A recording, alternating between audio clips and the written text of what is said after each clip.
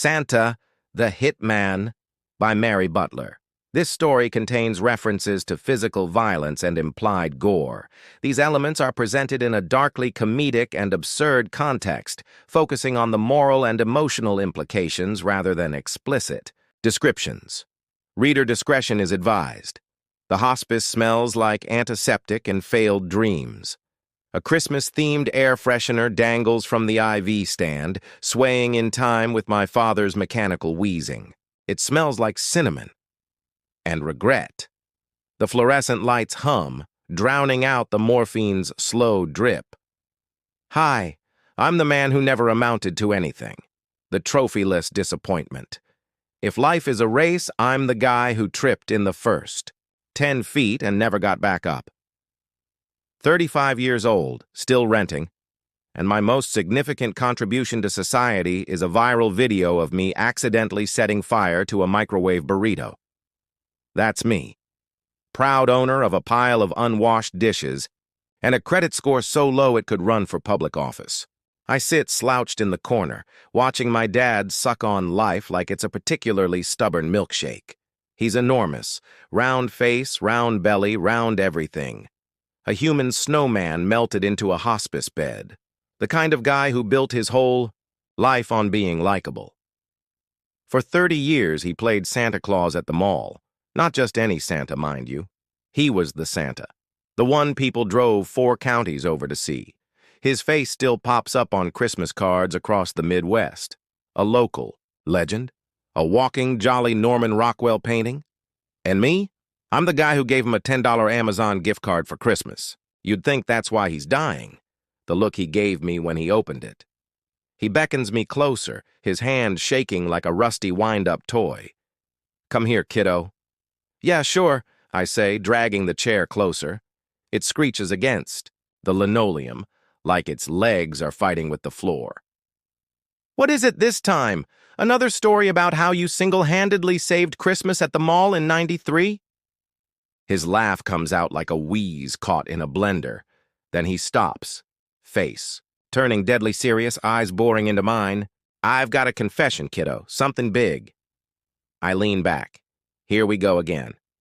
Oh, great. Did you save Christmas again? He laughs, shakes his head. His smile, faint but still there, cracks like old plaster. No, listen to me, kiddo. I killed people. I was a hitman. The words hit me like a sucker punch to the ribs. His eyes twinkle with something far from Christmas cheer. For a second, I couldn't breathe. Not because I believed him, but because some part of me wanted to. Like even in death, Dad had to be bigger than life. Then the ridiculousness hit me and I laughed. Hard. Too hard. Jesus, Dad, did the morphine knock your last screw loose? You don't think a guy with fake snow in his eyebrows could carry out a clean kill, do you? Dad's grin spreads like butter on burnt toast, his cheeks wobbling like he's auditioning for Jell-O's next ad campaign. I stare. Words feel stuck somewhere between my brain and my tongue, like traffic on the I-5 during rush hour. I've got a list of things I never expected to hear from my father. I love you. I'm proud of you. There's a secret trust fund hidden in the walls. But this takes the cake. And then assassinates the baker. You're messing with me, I finally manage. Is this one of those morphine fever dreams? Should I call the nurse? Blink once for yes. Dad coughs out a laugh, deep and phlegmy, shaking his head. No joke. I was good at it too. Seasonal work was the perfect cover. Everyone sees Santa as a big, harmless teddy bear. No one suspects Santa Claus of carrying a 9mm Glock. I blink. Hard. He's lost it. The man's gone off the deep end, dragged the Christmas tree, the reindeer, and the inflatable snowman with him. I had a code, he says, his voice dropping to a low rasp, like he's auditioning for The Godfather. Never moms, never kids, and no one who liked Christmas. I rub my temples. So you're telling me all those business trips to Reno weren't about fixing? Mall contracts? Nope. He pops the P like he's proud. They were about fixing people. Your old man was a regular Mr. Clean.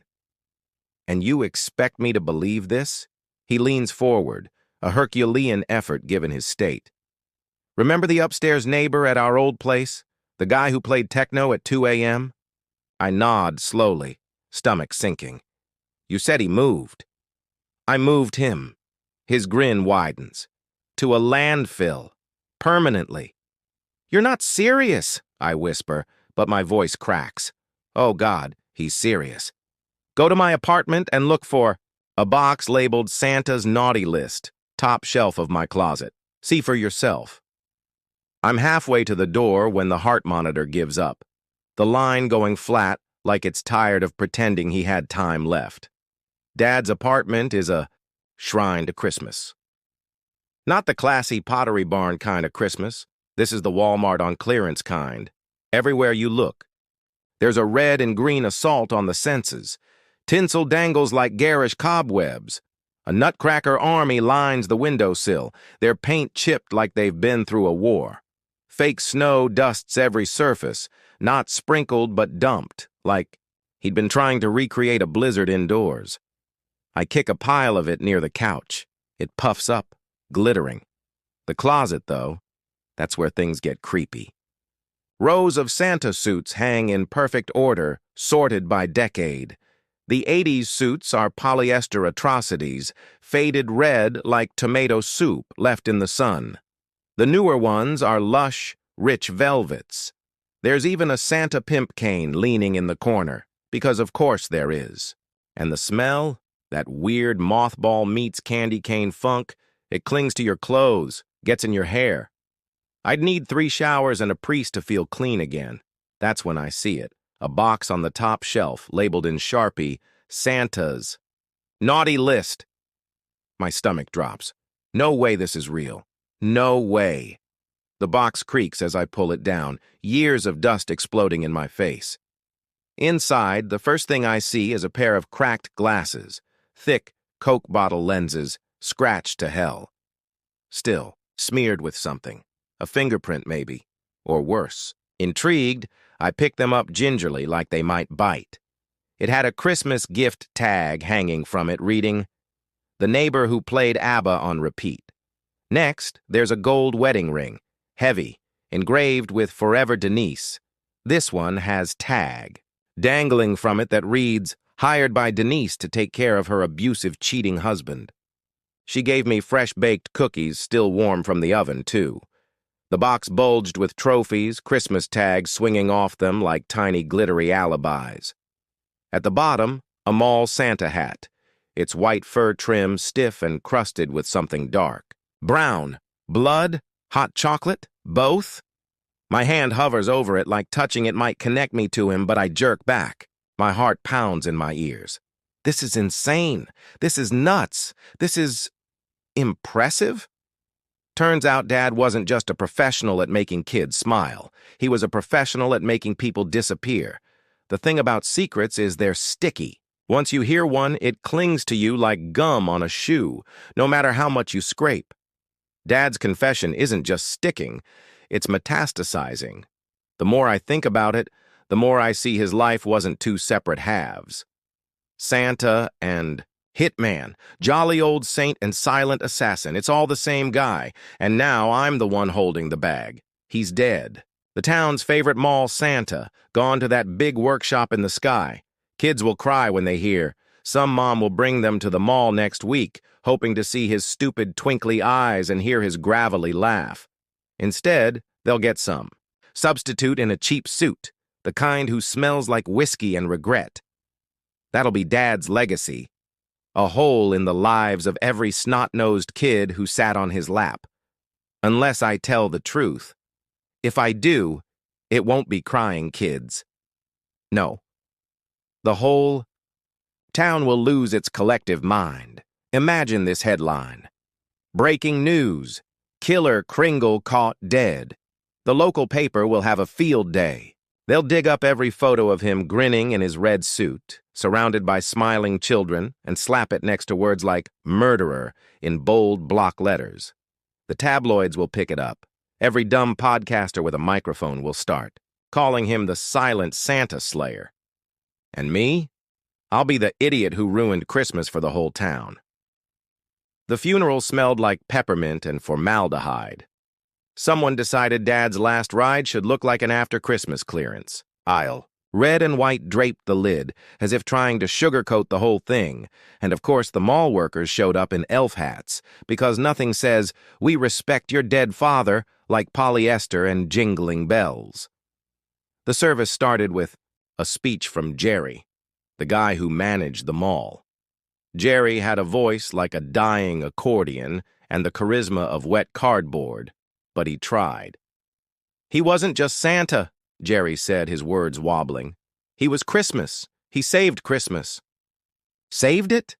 Like he pulled Christmas from a burning building? You mean he sat in a chair for 8 hours a day while toddlers screamed in his face? Then came the slideshow. Dad with kids, Dad shaking hands, Dad eating cookies that probably came with handwritten death requests.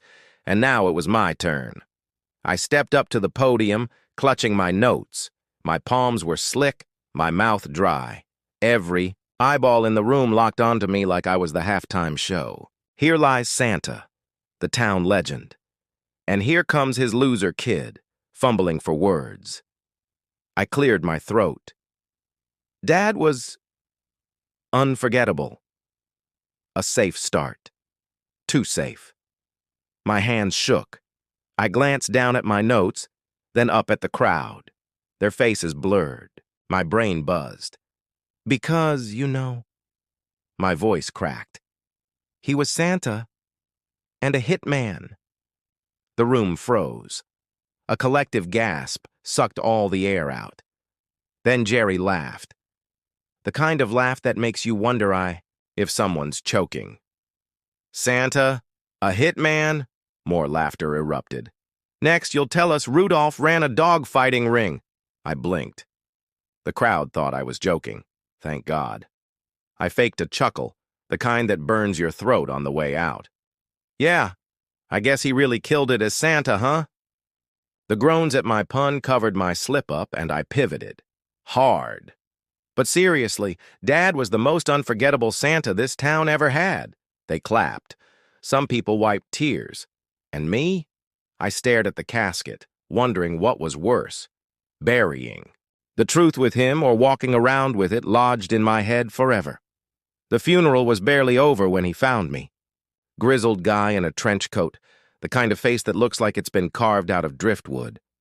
He shook my hand, his grip hard and dry, and said he knew my dad. Frankie, he said, like I should already know who he was. An old associate. Of your dad's. Associate? What kind of associate? Did Santa have a union? A reindeer mafia? Sorry for your loss, Frankie said, not sounding sorry at all. Your dad was a legend, one of the best in the biz. The biz? I asked, the words tasting like sour milk. Frankie smirked, like I'd just failed some kind of test. He opened his trench coat, not for a gun or a bomb or a flashing incident, but for a business card. The font was a little too cheerful, a little too Comic Sans for what it said. Kringle and Associates. Holiday solutions for your problems. I stared at it like it might bite me. This is a joke, right? Frankie leaned in, breath heavy with something cheap and lethal. Your dad wasn't the only one, he said, his voice like gravel rolled in honey. He pulled a candy cane from his pocket, twisting it between his fingers. Seasonal work? It's got its advantages, keeps things clean. He paused, watching me, waiting, like there was something I was supposed to say. It's the perfect cover. Frankie smiled, teeth yellowed like a dog just pissed in the snow. He straightened up, sliding his hands into his coat. Your dad always said you'd make a great Santa. You've got the look. My dad spent my whole life teaching me things I didn't realize were lessons. How to lie with a smile. How to disappear in a crowd. How to keep secrets. I always thought he was preparing me for life. But maybe he was just preparing me for this. Frankie's words hung in the air like cigarette smoke, clinging to my skin. Opened my mouth, but nothing came out. Frankie tipped an imaginary hat and walked away, disappearing into the kind of fog that makes you doubt he was ever really there. I looked at the card again, the words staring back like a dare. Kringle and Associates. Dad always said to find a job that suits you. But some jobs find you. In the distance, I heard bells, maybe wine chimes, maybe the Salvation Army guy packing up. Who knows? What I do know is that I hate kids, I love cookies, and I could probably pull off the beard. That is the end of the story. All credit goes to Mary Butler, and the link to her story is in the description. Leave her a comment if you'd like. If you want to submit your own short story, there is a link to a Google Forms document in the description. It must be long enough for a 10-minute video or more than 8,000 characters. Please like and subscribe and leave your thoughts below. Thanks for watching or listening.